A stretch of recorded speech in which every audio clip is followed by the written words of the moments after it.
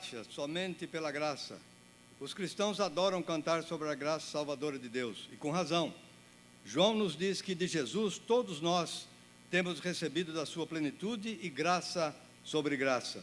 Muitas cartas do Novo Testamento começam e terminam com os escritores expressando seu desejo de que a graça de Jesus estivesse com o seu povo. As últimas palavras da Bíblia são: a graça do Senhor Jesus seja com todos. Amém.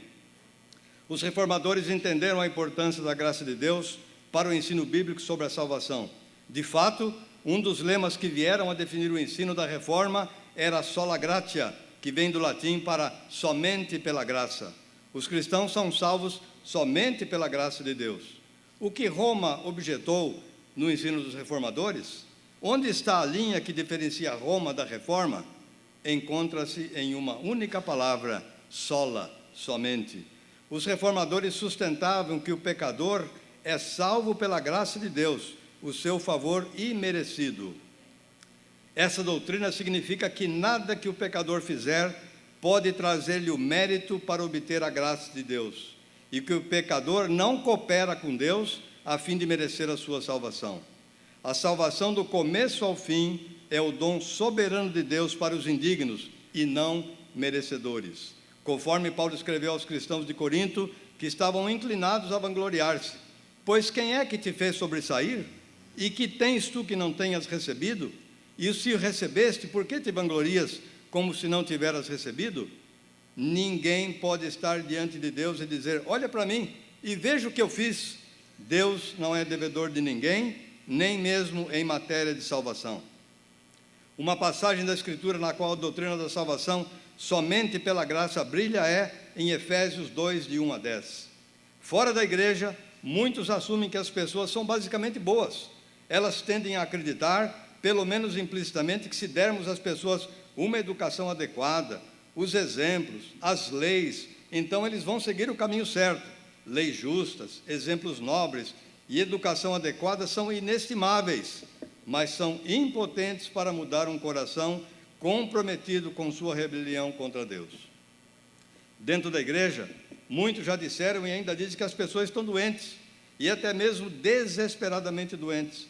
No entanto, ainda disse a esses doentes que eles têm os recursos necessários para responder e cooperar com a graça de Deus. Mas Paulo não diz que estamos doentes. Ele diz que longe de Cristo nós estamos mortos. Espiritualmente falando, somos cadáveres no chão sem Jesus. Não podemos nos aproximar de Deus, assim como um cadáver não pode reunir forças para sair do seu túmulo. Assim é o quão ruim estamos quando estamos longe de Cristo. Felizmente, Paulo não termina por aí. Paulo se volta de nós para Deus, do mal que fizemos para o bem que Deus está fazendo em Cristo. Ele destaca 3 coisas sobre a graça de Deus no contexto dessas passagens. Primeiro, ele nos aponta para a obra de Deus. Deus nos deu vida juntamente com Cristo, pela graça sois salvos, e nos ressuscitou juntamente com Ele, e nos fez assentar com Ele nos lugares celestiais em Cristo Jesus. Deus ressuscitou Cristo dentre os mortos e o fez assentar-se à sua direita, e Ele nos fez algo incrível em nossa união com Cristo. Deus, Paulo disse, fez os mortos viverem. Isto é o que evoca a exclamação de Paulo: pela graça sois salvos. Em segundo lugar, Paulo nos aponta para a motivação de Deus. Por que Deus fez o morto reviver? Não foi por causa de nossas obras, nem as obras que fizemos antes de nos tornarmos cristãos, nem as obras que temos feito depois que nos tornamos cristãos. Caso contrário, poderíamos ter motivo para nos gloriar. Em vez disso, Paulo diz: Deus nos deu vida por causa de sua misericórdia, de seu grande amor com que nos amou. Paulo sai do seu caminho para incutir em nós que o próprio amor e a misericórdia de Deus são a fonte da nossa salvação.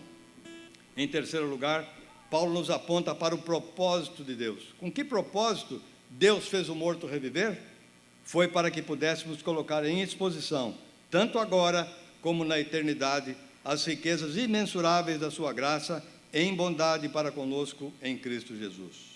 Aproveite esta celebração dos 500 anos, meio milênio da reforma do século XVI, e veja na sua vida se existe alguma reforma a ser feita, alguma mudança. Não se conforme, mas transforme-se. Nós somos salvos somente pela graça de Deus. Fique em pé, canta comigo.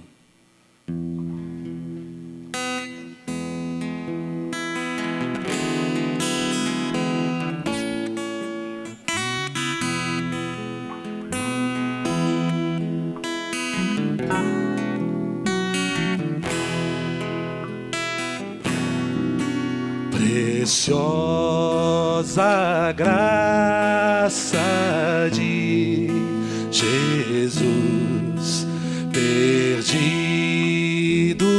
me encontrou, estando cego me fez ver, da morte me livrou. A graça libertou, sim, e o meu temor levou. Oh, quão preciosa é para mim a hora em que me achou. Mil lutas, dores, tentações caíram sobre mim, porém a graça me salvou. Feliz eu sou, enfim, porém a graça me salvou. Feliz eu sou,